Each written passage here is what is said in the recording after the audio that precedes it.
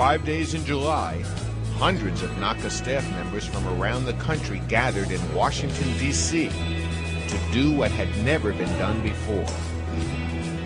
Save the dream of thousands of struggling homeowners who had journeyed there from near and far. You came here from West Virginia? Got here pretty early because, as you see, you're not planned. Everybody needs help. It's the first time home purchaser. Just didn't have an idea of what I was getting into. And here I am. It's bad. I know my next door neighbor just recently moved out. They lost their home. And I've known a couple of people that I work with that have lost their homes too. I don't want to do that. This is my first home and I want to keep it. The first step, orientation, familiarized homeowners with NACA's mission, goals, and the process. That we're going to re-underwrite your mortgage to what you can afford. Because you can't afford $1 more than that, right? NACA staff and volunteers scan mortgage documents into a state-of-the-art system that could then be accessed by these 300 counselors who use them to verify and document an affordable mortgage payment for thousands of homeowners. They've already been through our orientation, and they've had their intake session where we take their documents and scan them. So now they're sitting with the counselors. They're going over the affordability, which is the budget, what they're spending for utilities, food, things of that nature. What's left over after we subtract all of those things from that income, that's the affordable mortgage payment. And that's the solution, that's the ask that we're asking the lenders to give these borrowers to have for their mortgage payment. All right, enter next rate increase date. Choose a date. My name's Darlene from Middletown, Ohio. Came with my sister Teresa because her husband passed away almost September. And she's in the process of losing her home. Back to affordability. When you come here and look around this room, what do you see? I see people getting their needs met. I don't think it's very much the case that the borrowers have been able to take advantage of the lenders. I think in most of these cases, the terms of the loans have not been represented accurately. The last three that I've done here, in every case, the mortgage broker that made the original loan told them that they should be able to refinance out of that loan at no cost within a year or two. And in every case, they weren't able to do that. If you tried to do this through the standard mortgage servicing industry that we have now, it would take 2 or 3 weeks or more. And we can actually process all this information relatively quickly in just probably a few hours. I'm calling from a third-party organization. I'm calling from NACA, and we had submitted a package over for Mr. Mamo Wadajo. In the negotiations room, NACA staff verbally delivered to lenders proposed solutions for each homeowner. We're trying to negotiate with the lenders right now. We're getting them on the phone, asking them if they have solutions yet for all of the members that have been coming over the past couple of days so that we can get these folks into an affordable payment. We're confident. We know what we want, and we want it done. We want to have the affordable payment for the homeowners. There's nothing to negotiate. Okay, we're asking for a proposed 707. We don't back down as far as negotiations go. We don't back down. That's right. We go after these guys, the CEOs, personally. We don't stop. That's who we are.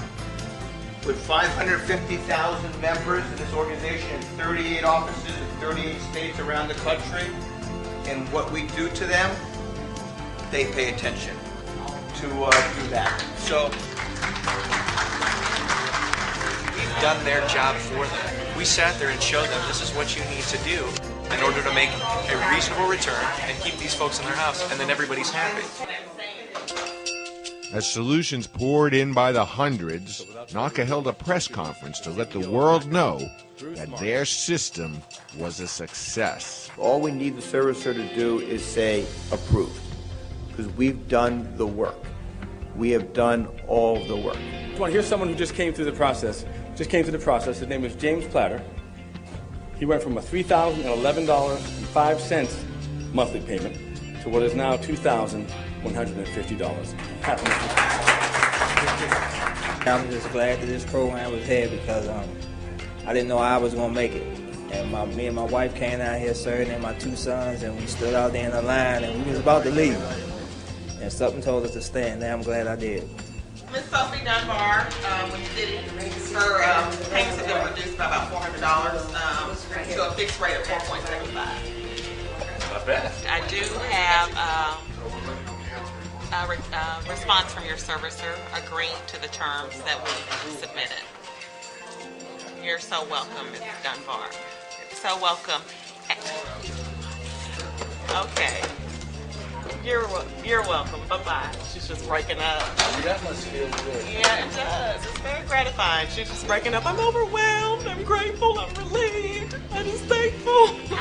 The energy from orientation through solutions, seeing when people come to us looking for help, and then to see the help accomplished in this room is just absolutely amazing. It keeps us all energized. 7.99 on to a 5.06. When my counsel called me, he said, Ms. Gooden, you've been approved. He said, what do you think your interest rate is? I said, what, a 5? He said, no, go lower. I'm already shaking. I said, 4. He said, no, go lower. I said, 3. He said, no, go lower. We do not accept steps. We do not accept short-term solutions. It all has to be fixed because true home ownership means that if I know what my payments are going to be forever, I will invest in my house. I will invest in my community.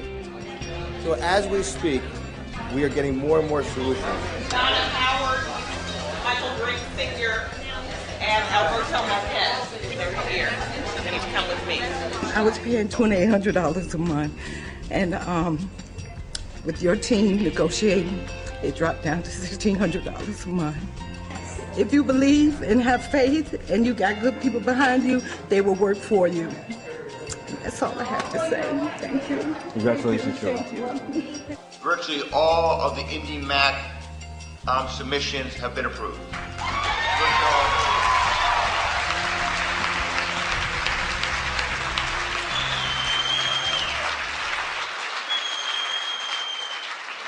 Now we had the head of the OCC, the Office of the Comptroller of the Currency, here yesterday, John Dugan.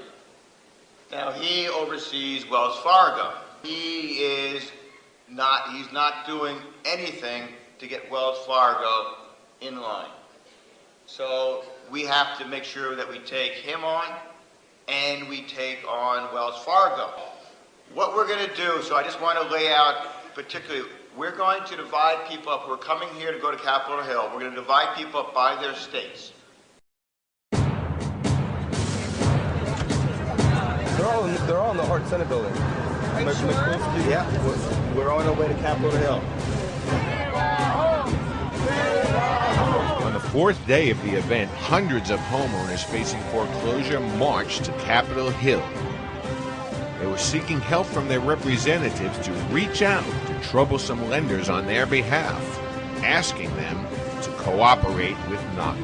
Well, you have to get your bills straight. You have to pay them. How can we pay them if the mortgage is sucking everything we got? How can we do it? It's impossible. You're making us feel crazy because you're telling us that we can't get refinancing because we have to pay our bills and our credit score, but we can't pay our bills because we need to get refinanced. We're here to see the center, please. We have a lot of Maryland homeowners who are risk of foreclosure. So we want to see the center, please. Thank you. Maryland residents demanded and received a face-to-face meeting with their two senators, Barbara Mikulski and Ben Cardin. Any in foreclosure? I'm about to go. I'm pre-foreclosure. So you're all different. You have some in foreclosure, some behind, and some current? I am no way mean to be brusque, so please understand. No, sure. And what would you like us to do? NACA CEO Bruce Marks explained what was needed. People say that this is complicated. It's not complicated. It really is not complicated. If you look at someone's budget, you document their budget, and you have a tight budget, you come out with that, what's available for that mortgage payment. Anything different than that or higher than that is going to inevitably lead to foreclosure. So what are the interest rates, for example, that you would need to have to make your mortgage payment affordable? 5.8 for me. What is it now? One is 8.25 and the other one is 15.75. I accept what you're saying on the restructuring. We can do more restructuring. That's our first priority. You're doing this stunning work in a hotel, ready to go on the road. We all agree. The question is, how do we get there? And you are making a very strong case that there's adequate interest among the private players if they would just sit at the table and work at it. Well, we're for that. After meeting with the homeowners, both senators agreed to try to reach out to companies like Wells Fargo and to try to persuade them to do the right thing. We heard very clear examples about the frustration you faced in trying to solve your own problems. There are many financial institutions that have already worked with NACA. But then there's a couple of outstanding that have been a little reluctant. So what Senator Cardin and I are going to do is do an outreach to these institutions to see if we can't crack the code so that you can crack the situation that you're in. Is that a good way of summarizing it?